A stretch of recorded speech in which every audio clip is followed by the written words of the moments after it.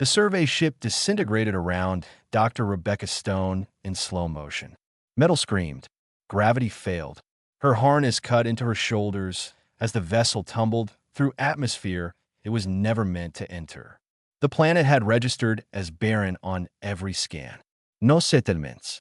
No energy signatures. The scans were wrong. Rebecca crawled from the wreckage with a broken leg and dying hope. Her emergency beacon showed only error codes.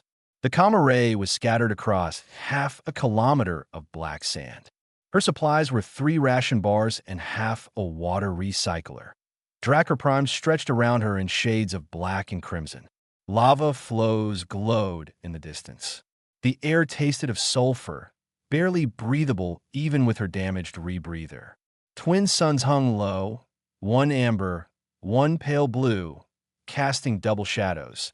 She had maybe 3 days before dehydration killed her. Dragons. Not metaphorical, not some local fauna that resembled Earth mythology. Actual dragons. Their scales caught the fading light. Their wings stretched wide enough to shade city blocks. They moved through the sky with impossible grace, riding thermal currents that would have torn her ship apart. Rebecca stumbled backward, her broken leg buckling. The shapes above continued their patrol in lazy circles. She found shelter in a lava tube before darkness fell. The cave went deep, its walls smooth from ancient magma. Heat radiated from below, uncomfortable but not deadly. Rebecca wedged herself into a narrow alcove. Sleep was impossible. Pain radiated from her leg in waves. The rebreather's filters were clogging. The chirping started sometime after midnight. High-pitched sounds, curious and musical, echoing through the cave system. Rebecca froze. The sounds grew closer. Claws clicked on stone. Something snuffled and huffed. Experimenting with sense, 3 shapes emerged from the darkness. Smaller than the adults she had seen, but still massive. Each one was the size of a cargo hauler, their scales shifting through colors that had no names in any human language. Blues that approached ultraviolet, reds that flickered like flame, golds that seemed to generate their own light. Hatchlings. Dragon children, they saw her immediately. Their eyes, far too intelligent for any animal, locked onto her hiding spot. Rebecca's hand went to the small plasma cutter on her belt, knowing it was useless. These creatures could probably survive ship weapons. Her tool would just make them angry. The smallest one tilted its head, a gesture so familiar it hurt. Just like a curious puppy. Just like any child encountering something new, IT chirped again. A question, somehow, in a language she could not speak, Rebecca's training said to stay still. Her instincts said run. Her broken leg said neither was an option. So she did the only thing that made no sense at all. She pulled out a ration bar and broke off a piece. The hatchlings went very still. The smallest one crept forward, moving with exaggerated care. It sniffed the offered food, then delicately took it from her palm with teeth that could have severed her it ate, then chirped happily. The other 2 surged forward, not aggressive, just excited. Rebecca divided her remaining rations among them, watching her survival supplies disappear while her logical mind screamed that this was insane. But the hatchlings settled around her, their body heat driving back the cave's chill. They hummed, a sound that vibrated in her chest. One of them, slightly larger than the others, gently nuzzled her broken leg. Its scales radiated warmth that soothed the constant ache. Rebecca found herself smiling despite everything. Despite being stranded. Despite knowing she had just fed her last food to creatures that would forget her by morning. She did not hear the adult dragon land. Did not sense its approach until the temperature in the cave spiked 20 degrees. The hatchlings scattered, pressing themselves against the walls, suddenly very small despite their size. The Dragon King filled the cave entrance like a living eclipse. Lord Vramitha's scales were the color of neutron stars, dark matter, given form. When he spoke, Rebecca's translator struggled to process the sounds. Human, you should not be here. Rebecca tried to stand. Failed. Tried again, using the wall for support. She met his eyes because dying with dignity was all she had left. My ship crashed. I'm trying to survive. Your kind destroyed, Three garden worlds in expansion wars. We chose isolation from the chaos you bring. The accusations were fair. Rebecca had studied the colonial wars, the ecological disasters, the displaced populations. I can't defend that. I can only ask for help repairing my beacon. I'll leave. I won't tell anyone you're here. Vramoth moved closer. The hatchlings pressed against the walls. You fed my children your survival supplies. Rebecca nodded. They were hungry. Something flickered in the Dragon King's ancient eyes. The smallest hatchling crept forward, positioning itself between Rebecca and its father. It looked up at Vramoth with a clear question. Can she stay? The cave went silent. The other hatchlings watched. Rebecca forgot to breathe. Lord Vramoth stared at his child, then at Rebecca, then back. His expression was unreadable on features too alien for human interpretation. But when he spoke again, his voice carried weight that made the stone beneath them hum. The kingdom will decide your fate. But first, you will face the trial of worth. 3 tests. Pass them, and my children's request will be considered. Fail, and you leave this world within the hour. Rebecca met his gaze and understood she was being offered something unprecedented, something that terrified him as much as it did her. Not a chance. The council chamber carved from living rock grew silent as Lord Vramoth announced his decision. Dragons filled the tiered galleries, their scales creating a rainbow that shifted with their emotions. Rebecca stood in the center, impossibly small among beings who could crush her without effort. The human will face the trial of worth, Vramoth declared. 3 tests designed for refugees.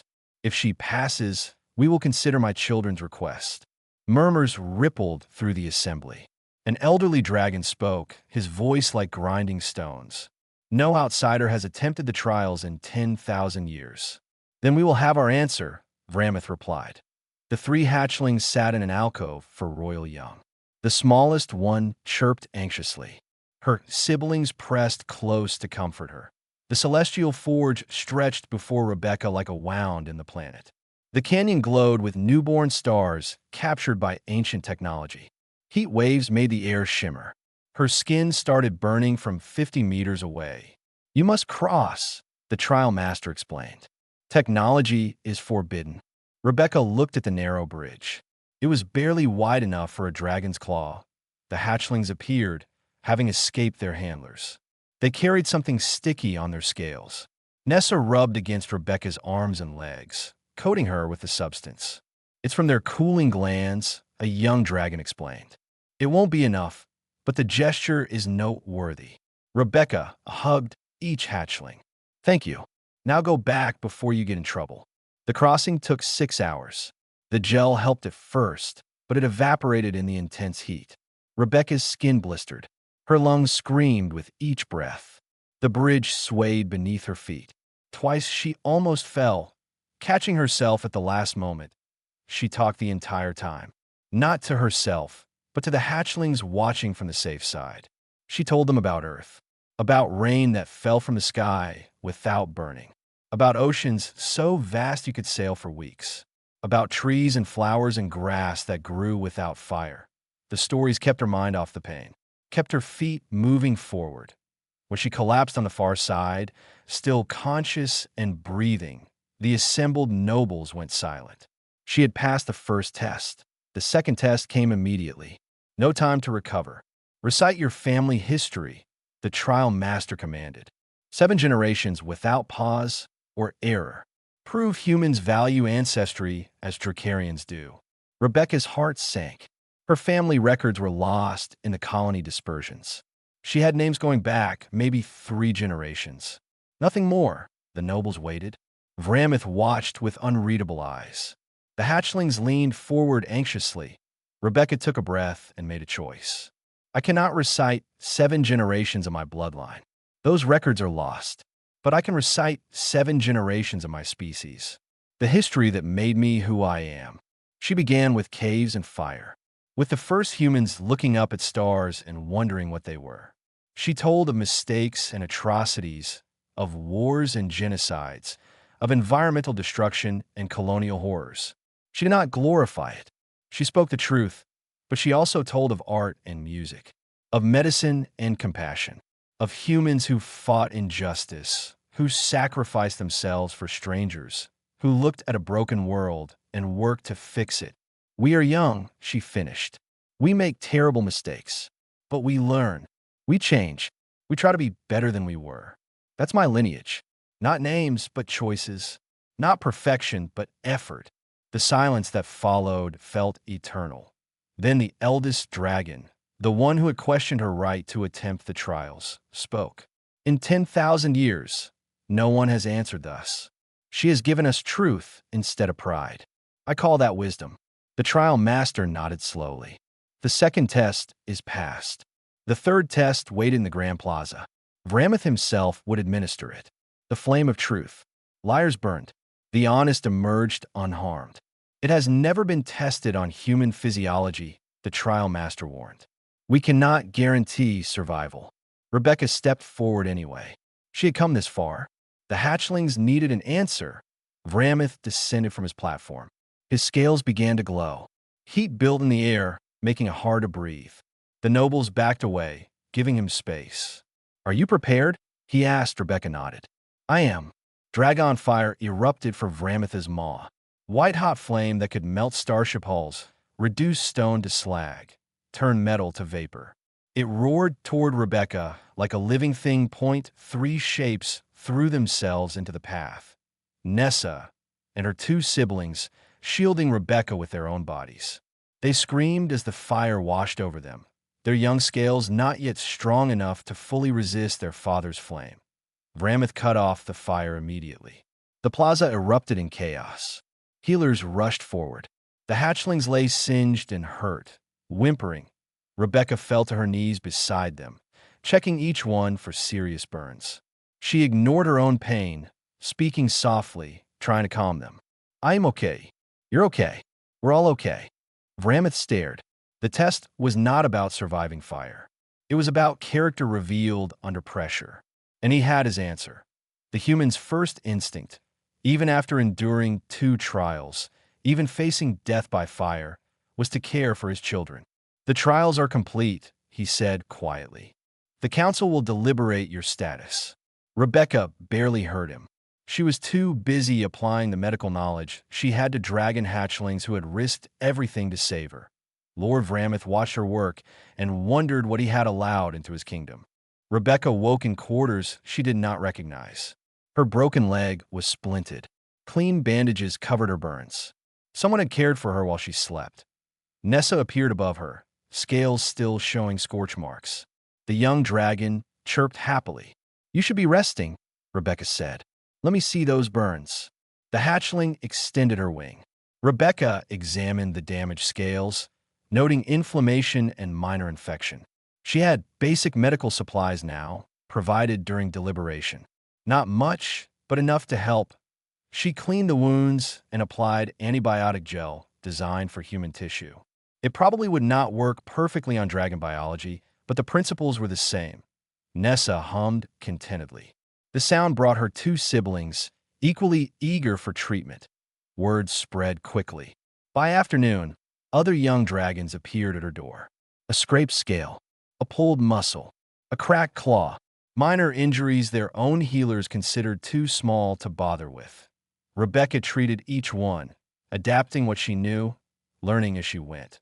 Master Korvax, the royal physician, arrived on the 3rd day. Ancient beyond measure, his scales faded to pale silver. He watched her work with disapproval. You practice medicine without understanding our biology, he said. You could cause harm. Rebecca finished her task before responding. You're right. I'm willing to work under your supervision. Teach me. You're willing to stop, you mean? No, I'll learn from you.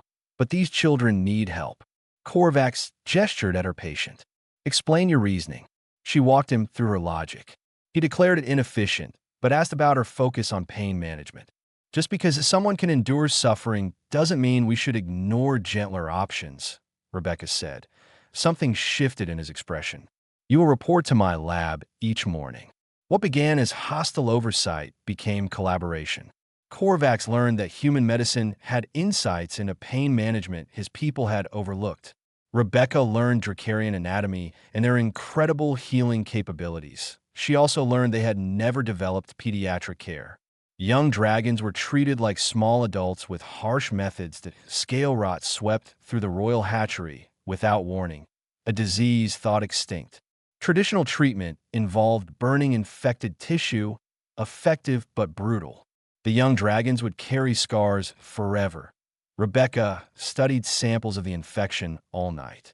She found natural antibiotics in volcanic bacteria. Combined with careful cleaning, she might treat the rot without burning. Korvax dismissed her idea. Unproven. Dangerous. Rebecca went to the hatchery anyway. The infected young ones looked at her with trust. One she had treated before asked, "Will you do it? Your way." Korvax arrived to find the hatchlings refusing traditional treatment. They trusted Rebecca. The physician looked at her. "If even one dies from your experimental treatment, you'll be exiled." "I understand." She worked around the clock for 3 days, cleaning scales with care, applying bacterial compounds, monitoring constantly. The young dragons were patient because she explained everything. Because she asked permission. On the 4th day, the first scales regenerated. Clean, healthy, no scarring. By 2 weeks, every infection cleared. Not a single scar remained. Korvax examined the results in silence. "You have taught me that effective need not mean harsh." The hatchlings crowded around Rebecca, chirping and humming. Vramith watched from the observation area. His children trusted the human who treated them like precious things instead of small warriors. She had changed how they approached healing. But he suspected she was changing far more than that. The council chamber erupted in argument. Lord Drakmer stood before the assembly, his crimson scales gleaming. His voice carried authority earned through centuries. "This human has proven herself valuable," he acknowledged. "But attachment to her is dangerous. Humans live decades. Dragons live millennia. When she dies, our young will grieve. Is that pain worth temporary benefit?"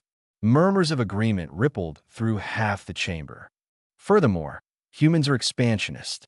Today, one healer, tomorrow a colony. We have maintained isolation for 10,000 years. Why risk it now? An older dragon spoke up. "She saved our children without scarring. How is this not beneficial?" "I do not dispute her skill. I dispute the wisdom of allowing outsiders access to our world." The debate raged for hours. Vramith sat silent, watching his kingdom divide itself over a single crashed pilot. The next day, young dragons staged a protest. Nessa, her siblings, and every hatchling Rebecca had treated gathered outside the council chambers. They sat in silent vigil, wings linked, refusing to move. By afternoon, adolescent dragons joined them. Guards could not disperse them. The kingdom had never seen such defiance from its young. Rebecca requested a private audience with Vramith that evening. "I want to leave," she said. "This is tearing your kingdom apart. I'll return to human space. File a report that this world is uninhabited. Your secret will be safe." "Why would you protect us after facing exile?" "Because Nessa and her siblings deserve a kingdom at peace. Because love means putting others first." Vramith studied her. "You would sacrifice your connection to my children to spare them conflict?" "Yes. That troubles me more than any of your trials." The attack came at midnight. Rebecca woke to the sound of breaking glass. Dark shapes poured through her window, moving with lethal purpose. Assassins. Extremists who believed her influence would destroy dracarian culture. She rolled off her sleeping platform, reaching for anything to use as a weapon. Her medical kit, a chair, anything. Then she heard familiar chirping. Nessa, her siblings, and 2 other young dragons had snuck into Rebecca's quarters through the ventilation shafts, a habit they had developed to avoid their handlers. They slept curled around her bed most nights, seeking the comfort she provided. Now they stood between Rebecca and the assassins, young and small compared to the adults, but fierce in their protection. "Move aside, young ones," the lead assassin said, his voice almost gentle. "We do not wish to harm royal children, only the human." Nessa hissed, a sound Rebecca had never heard from her before. The other hatchlings spread their wings, making themselves as large as possible. The assassins hesitated. To reach Rebecca, they would have to go through the Dragon King's children. They would have to hurt the very young they claimed to protect. The standoff lasted seconds that felt like hours. Then the assassins fled, disappearing into the night as quickly as they had come. Rebecca collapsed, shaking. The hatchlings crowded around her, chirping frantically. She hugged them close, trying to calm them while her own heart raced. Guards arrived moments later, alerted by the broken window. They found Rebecca surrounded by protective young dragons, all of them terrified but unharmed. Vramoth himself appeared shortly after. He surveyed the scene in silence. His children, the human they refused to abandon. The broken glass that spoke of violence barely avoided. "You will move to the royal wing," he declared, "under constant guard. Your Majesty, I was planning to leave. This only proves that's the right choice." "No." Vramoth's voice held finality. "This proves that you are worth killing for, which means you are worth protecting." He looked at his children, still clustered around Rebecca. "They chose you. They risked themselves for you. I will not dishonor their choice by sending you away to satisfy cowards who attack in darkness." That night, Vramoth stood guard outside Rebecca's new quarters. In the quiet hours before dawn, she asked him something that had puzzled her. "You've never mentioned their mother." Silence. Then, dracarian females lay eggs and leave. Males raise the young alone. It has always been this way. Do you ever wish it was different? Tell me about human mothers. Rebecca told him about bedtime stories and goodnight kisses, about staying up when a child has nightmares, about how mothers shape their children through 1,000 tiny acts of care. Vramoth listened to every word. When she finished, he spoke quietly.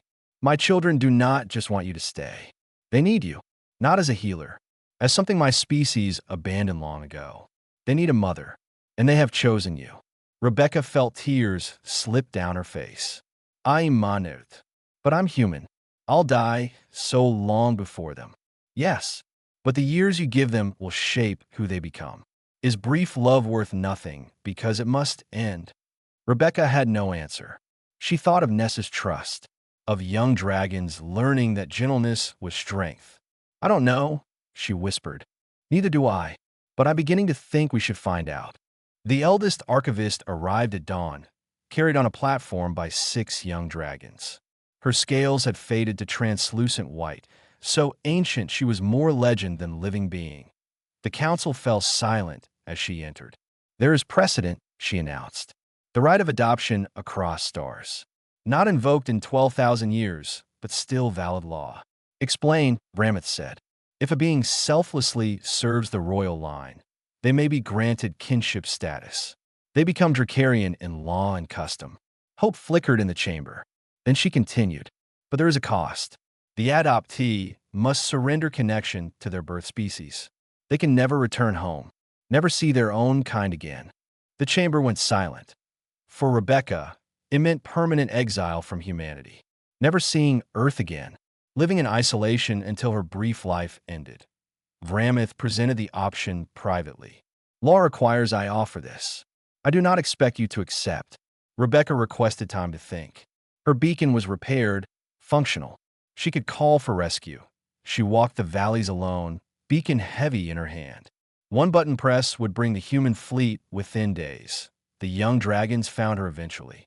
Nessa asked the question that broke her heart. "Are you leaving because we did something wrong?" "No. You're perfect." "Then why are you sad?" "Because choosing means losing something either way," Rebecca said softly. "If I stay, I lose my home and family. If I go, I lose you." The hatchlings pressed closer, understanding loss in their own way. That night, Rebecca recorded a message to her sister. She wept, knowing this goodbye was forever.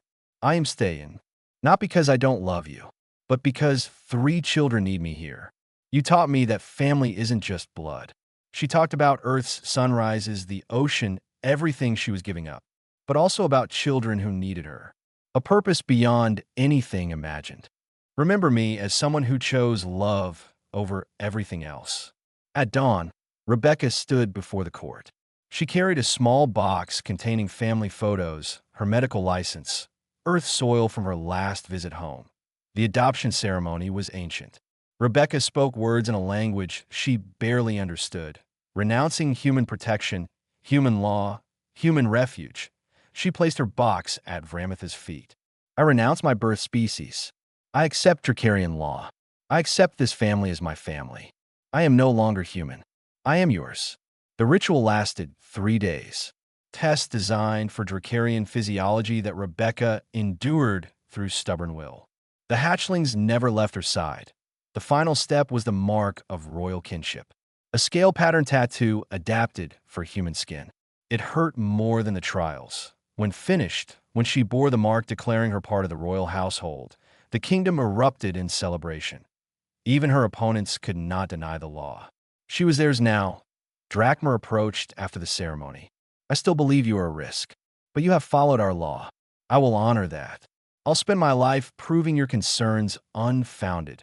Rebecca said. He nodded slowly. Perhaps you will. That night, Rebecca sat in her new quarters in the royal wing. Permanent quartier. Home. The hatchlings slept around her bed, peaceful and content. Vramith visited, finding her awake despite the late hour. Regrets? He asked quietly.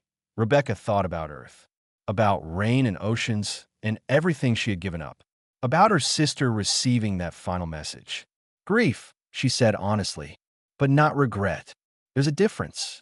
The Dragon King nodded, understanding in his ancient eyes. You are one of us now. That means we grieve with you. He stayed until she slept. This king, who had once would have killed her on sight, now guarding the human who had become his children's mother through law and choice. In the morning, Rebecca woke to Nessa's happy chirping.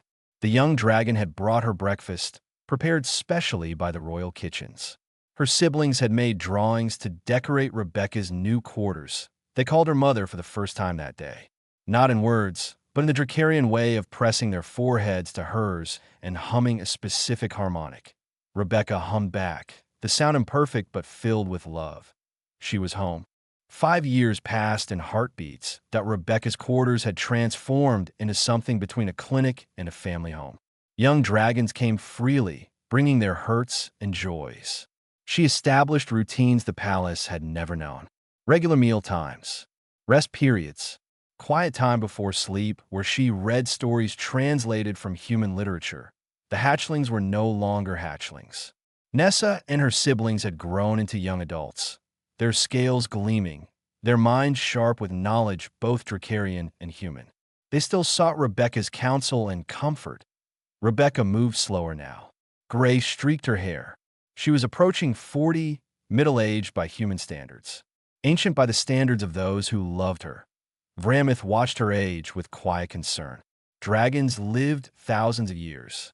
To him, 5 years was nothing. To Rebecca, it was everything that a human exploration vessel appeared in dracarian space, still searching for Rebecca's lost ship. The defense fleet prepared to destroy it. Maintain isolation. Protect the secret. But Nessa appeared in the war room, fully grown and magnificent. Behind her stood her siblings and a dozen other young dragons Rebecca had raised. No, Nessa said firmly. We will make contact. The generals protested, but the young dragons would not yield. Our mother came from those ships, Nessa said. They searched for her. They deserved to know she lived, that she mattered. Vramith looked at his daughter, then at Rebecca. This is your influence. I taught them that isolation is fear, that bridges can be built if we're brave enough. The Dragon King made a decision that altered history. He permitted contact. Human diplomats arrived expecting hostility. Instead, they found dragons who spoke human languages, who quoted Earth philosophers, who asked about oceans with genuine curiosity. At the center stood Rebecca Stone, gray-haired and marked with dragon scales, proof that impossible things could be real. The diplomats stared. You're alive. We've been searching. I'm alive. And I'm home. They watched Rebecca with the dragons, saw Nessa nuzzle her mother's hand, heard young dragons call to her with love. They understood. Cultural exchange programs were established. Scientific expeditions launched. Treaties drafted and signed. The kingdom opened its heart to an entire species. Because 3 dragon children had asked a simple question years ago. Rebecca sat in the royal gardens on a quiet afternoon, surrounded by flowers imported from Earth specifically for her. Nessa rested beside her, massive and beautiful. "Do you regret it?" Nessa asked. "Giving up Earth?" "Everything." Rebecca thought about her sister, who she spoke with via quantum comm every month, who had visited twice, who understood why Rebecca could never return. She thought about the rain gardens Vramoth had commissioned, about the library of human books, about watching Nessa's first flight as an adult, about changing dracarian medicine forever. "No," Rebecca said. "I chose you. I'd choose you again." Nessa pressed her forehead to Rebecca's, humming mother love. "I chose you too." Vramoth joined them as twin suns set. He sat with Rebecca and his daughter in comfortable silence, this strange family they had built together. The human ambassador asked how long you would continue as physician. Vramoth said eventually. Rebecca smiled. "Until I can't anymore. Then the work continues beyond me.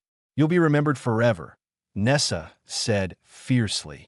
"What matters is that children who come after will grow up knowing gentleness, that bridges between species are possible." She looked at the palace where dragon and human children learned together, at ships from both species traveling freely, at gardens holding plants from 2 worlds. "I gave up Earth," she said softly, "but I gained a galaxy." Vramoth remembered that moment 5 years ago when his children had asked the impossible. "Can she stay?" Nessa understood. "She'll stay forever. Not in body, but in everything we are." Rebecca fell asleep in the garden that evening, surrounded by those who loved her, by children she had chosen and who had chosen her. The kingdom had fallen silent once, when 3 young dragons asked if a broken human could stay. Now it sang with voices from 2 species, building something new together. The heart of it all, a human woman who had proven that love could transcend any distance, any difference, any fear. She had crashed on a hostile world with nothing but medical training and compassion. She left behind a legacy that would echo through millennia. Not bad for a survey pilot who just wanted to survive.